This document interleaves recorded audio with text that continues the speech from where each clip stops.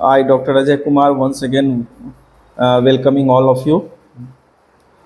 Today, I am going to share my experience about how Constitution play a role in the homeopathic prescription. Hahnemann introduced homeopathy on the basis of similia similibus curenter, which means that the similar medicine can cure similar diseases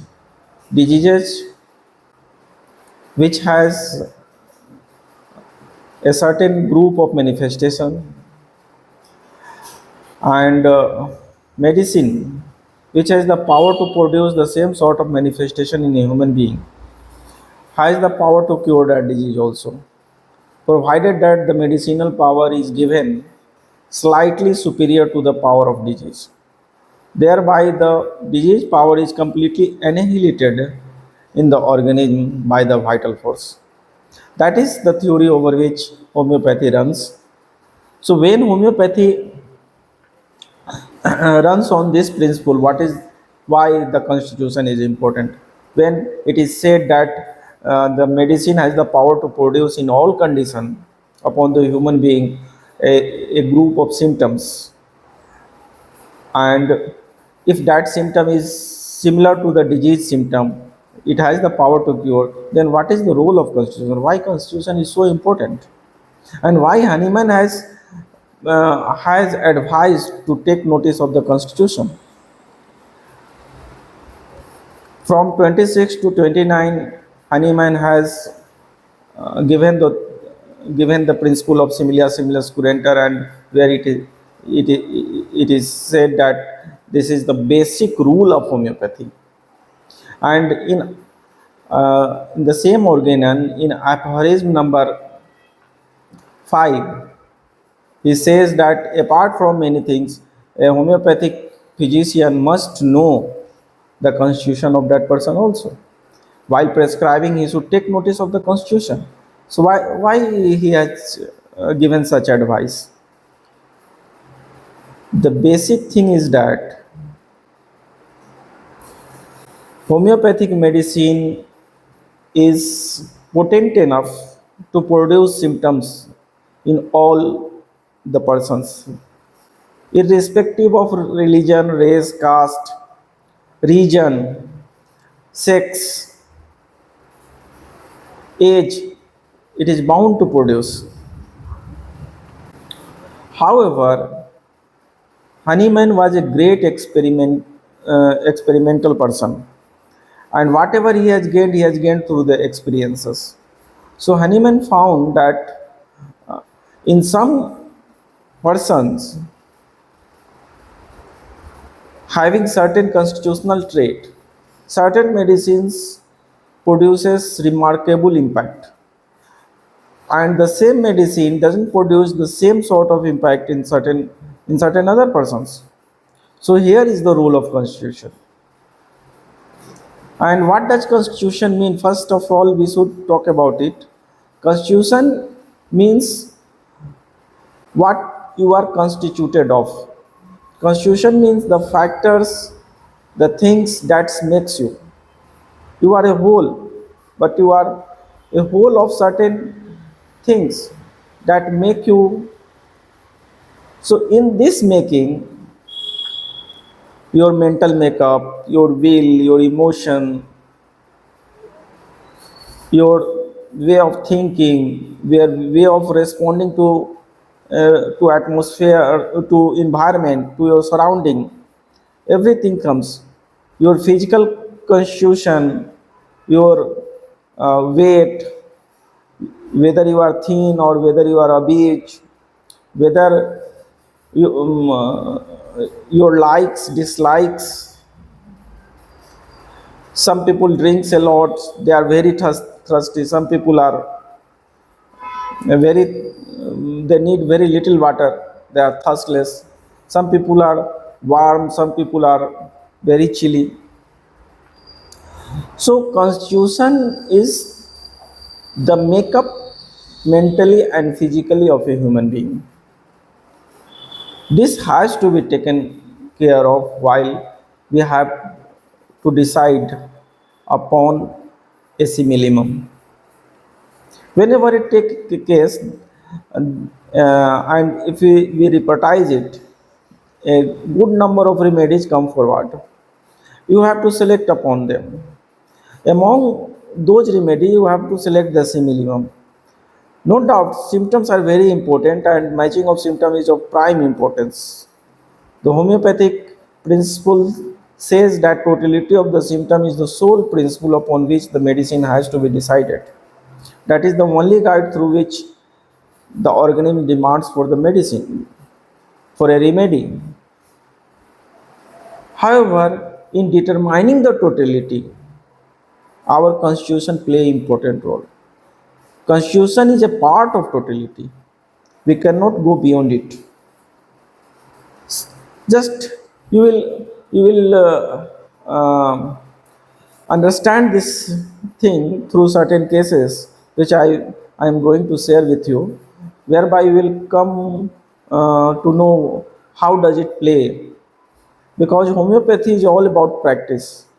What you experience in your clinic, from your guru's clinic, you that will help you in becoming a good practitioner.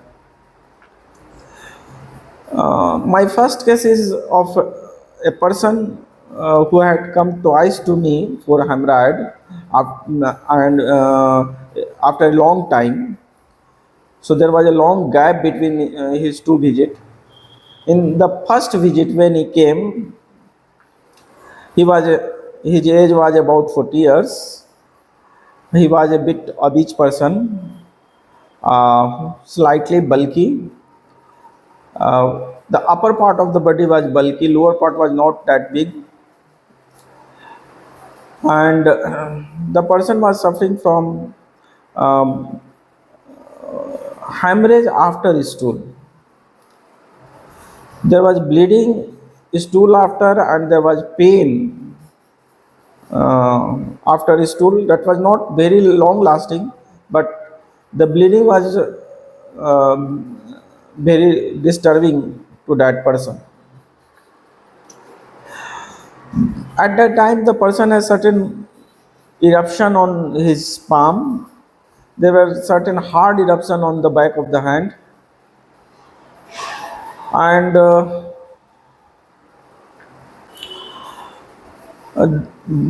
thermally, the person was not very sensitive either heat or cold. This was the whole that I could collect from him, that was important from my viewpoint for the prescription. His problem were aggravating at night, particularly after 3 o'clock. Whenever he goes to bath, to toilet, there was bleeding, and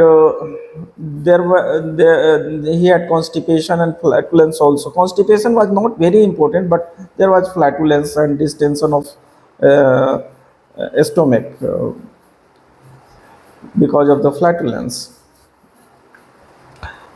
On this basis, a group of medicine came before me, that was carb, sulphur, carb, ammonium, and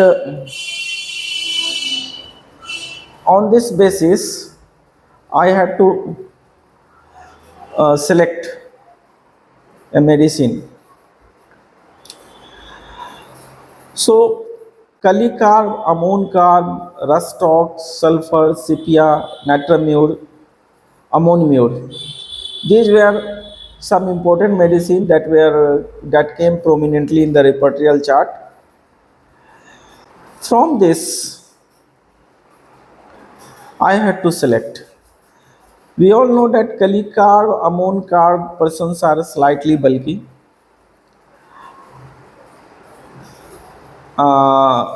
Rustox is important for his motility. There was no that type of motility in that person. Sulfur could be indicated, but the burning was not very important That was not remarkable in that person, and that's why I didn't thought of sulfur. And particularly hemorrhage after stool, constipation, hardness of stool. These were certain points which were important for me for the prescription viewpoint. And now Kalikarb was discarded because the person was not very much perspiring, and moreover, the fear factor of Kalikarb was also not noticed in that person. There was a lot of dullness in that person. He didn't want to work. That was important. And so two medicines that were very prominently here was ammon mure, an ammonium group of medicine, and second was natrum. These two medicine were important for prescription. How to prescribe here? Here is the role of constitution, dear viewers. We all know that natrum has a tendency to emaciate, whereas ammonium has a tendency to obesity.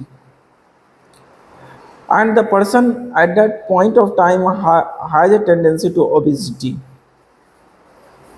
His body constitution was also of ammonium, where the upper part were very bulky, lower part were slightly thin. So, on this body constitution, I prescribed him ammonium mure because of the concomitant of eruption at the hand also. And ammonium mure 200 in single potency did wonder, and the person got cured almost of this hemorrhage problem. The same person came to me after 10 years, and this time he had underwent a surgery for gallbladder in the recent past, almost 1 month ago. He had underwent uh, for gallbladder operation. There were stones in the gallbladder, for which gallbladder was operated, and he was also hypertensive at this time. There was hyperlipidemia, for which he was taking medicine. There were several medicines, allopathic medicines he had to taken. He had to take after surgery, and thereafter this problem of hemorrhage reappeared. There was this time also there was bleeding from anus after stool, particularly after hard stool. But at this time, the person was not that obese. The person has lost his weight a lot, and there was a tendency to emaciation at this time. He was losing his weight gradually. He was hypertensive. So there was pain also, pain after stool also, bleeding bleeding during and after stool, pain long lasting after stool. Everything was there. There was a still dullness, and the thermal was almost same. The same person having the same sort of complications. At this time, my prescription was natramure instead of ammonium mure, because the body had a tendency to emaciation. The person was looking lean, He was hypertensive. So the pathology was also in favor of natrum, and the body constitution was changed at this time. So natrum was 30 was prescribed this time, and within 7 days his bleeding has stopped, and the person was followed up for 2 more months, and there was no incident of bleeding again. So dear friend, is these two cases, comparative study of these two cases will show you the importance of constitution in determination of homeopathic prescription. I am sharing another case. This is case of renal stone. The person is a labor group worker. He is a mason, and he had multiple stones in the kidney. The largest was around 8 mm. The person had a lot of flatulence. He was suffering from constipation, and uh, he desired to eat salty things, spicy things. Whenever after eating, the his flatulence was increased, and he was of very irritable type of person, a bad temper type of person. However, this temperament was not very clearly indicated in my clinic, and his pathological things were taken notice by me, that the person had constipation, the person had flatulence, the person had renal stones. There was problem of there was pain sometimes in the kidney region. There was pain sometimes in urination, but these pains were not prominent. The flatulence was prominent. That was aggravated after eating, and uh, it was aggravated by sitting, and he has to stand up, walking, stretching his body. That gives him amelioration. So these were the certain condition, and with this I was giving him uh, several medicines. I'm not remembering the names of those medicines, but 2 or 3 medicines within the span of 1 month I had given, because the result was not coming up. One day, while he was talking to his friend in my clinic with on mobile, he he had lent some money which the other person was not giving back, and he was talking to his friend how to got the money back, and I was listening his conversation, and I found that this person is a very deceptive type of person, very arrogant type of person, and he knew how to get it, how to get the money back. He advised his friend to say him something which was not real, which was not true. He was practicing cunningness to get the money back. That is the nutshell what I noticed there, and I matched it with his irritability and his business mindedness. He said that, sir, in the business, if I don't become clever, I will fail, I will not get his money back. So here shows the mental makeup of that person. And the mental makeup of that person is to practice business, and he has to go ahead in his business anyhow. Honesty is not the rule for him. If he has given money, he has to get back the money anyhow, and he has no shame for dishonesty in saying something to get the money, his own money back. So he was not cheating someone, he was doing the right thing, but in an improper way. That's all he was doing there. So this was taken for me for consideration of the medicine, and thereupon I came to decide that nux vomica is the medicine for that person.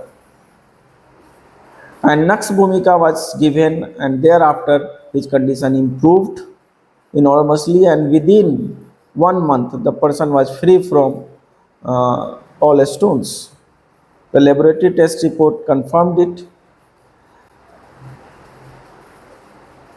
In another case, where a lady uh, for unknown reason was going under severe emaciation day by day, and she was a married girl having 2 children, and she was under treatment for long time, almost 10 years. She was under treatment under modern medicine, and she was not knowing why she is having this condition of emaciation. She belongs to a well-to-do family, so she was taking all sort of foods. Her uh, neurologist neurologist doctor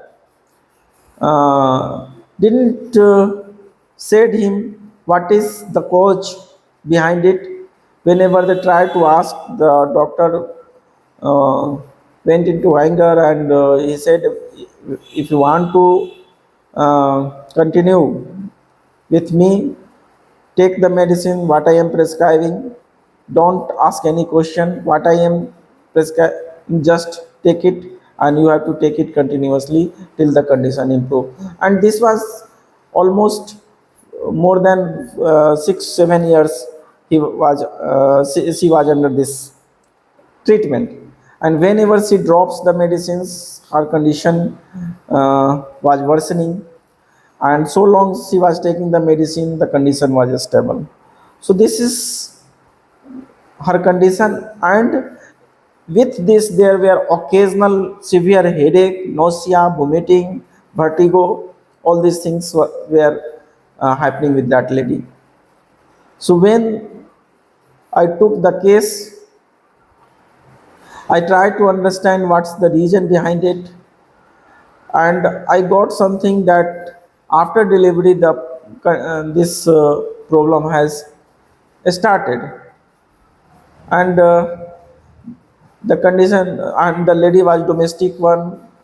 She used to do her household activities, household work with a lot of affection and love. So there were certain other factors also which helped me to determine the medicine, but the exact thing was exact crux from which the problem had started was still not into my view. So I started with sepia. The condition was bit better, but not as remarkable, not up to my expectation.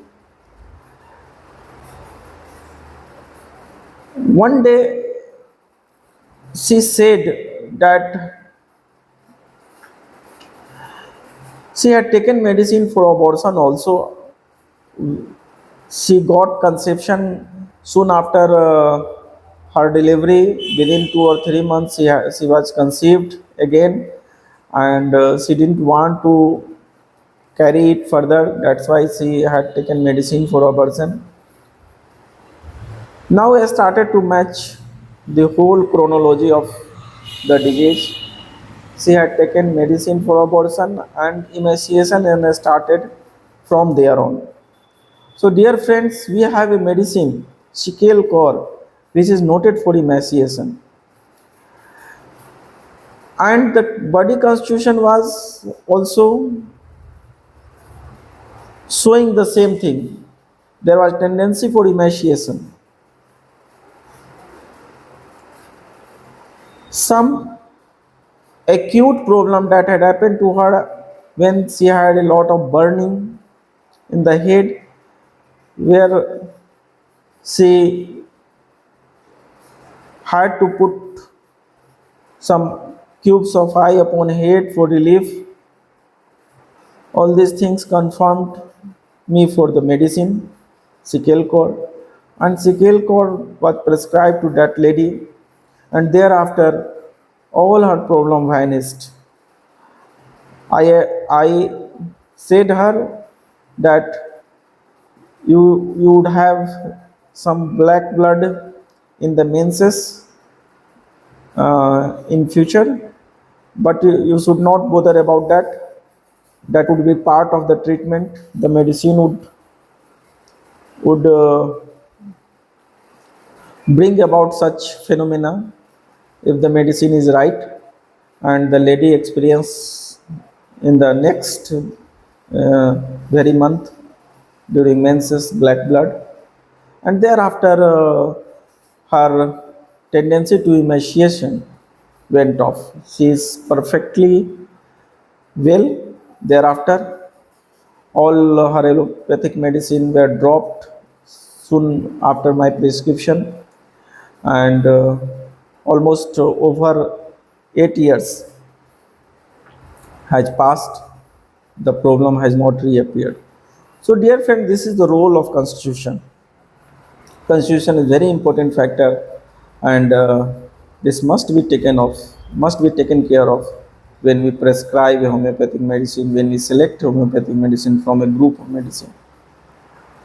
Honeyman has at several points emphasized upon its various facets of constitution. Uh, in aphorism number 211, where he talked about the disposition of the man has to be taken care of. That is very vital. Uh, so, this is nothing but a part of the constitution. We respond in a certain way. Our disposition goes in a certain way, and moreover, nothing is fixed in our body. Our constitution is changeable. Sometimes we become chilly while earlier we were hot. So nothing is fixed. So we don't have to be prejudiced. If we give a medicine to a certain person, it is not necessary that again the person is of same temperament, of same constitution, and he would need the same medicine. We have to change the medicine as per the presenting complaint, as per the presenting constitution. That is all for today, dear friends. There is a lot of things in homeopathy, uh, and there are lot many cases from which we can learn. This is just a, a, a stage in the journey. So we will continue this journey, and uh, we hope that we'll meet again soon. I If you feel that my videos are helpful, Do like, share, and subscribe. Thank you very much.